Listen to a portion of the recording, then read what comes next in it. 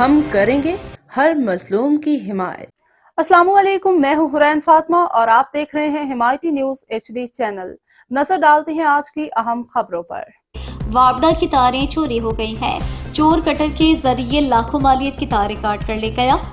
تفصیلات کے مطابق وابڈا سب ڈویژن لیلہ کے علاقے موٹر وے لیلہ انٹرچینج لاہور سائٹ پہ چوروں نے رات کی تاریکی سے فائدہ اٹھاتے ہوئے 11,000 kV کی چلتی ہوئی لائنیں کٹر کے ذریعے کاٹ کر چھو منتر ہو گئے، جس سے لیلہ وابڈا سب ڈویژن کی کافی علاقوں کی بجلی بند ہو گئی۔ لیلہ سب ڈویژن کے SDO ملک فتح محمد اطلاع ملتے ہی اپنے اسٹاف کے ہمراہ موقع پر پہنچ گئے اور بروز اتوار جو کہ چھٹی کا دن ہوتا ہے سب کے لیے، لیکن SDO نے اپنی ٹیم کے ہمراہ تمام بند علاقوں کی بجلی فوراً بحال کروا دی۔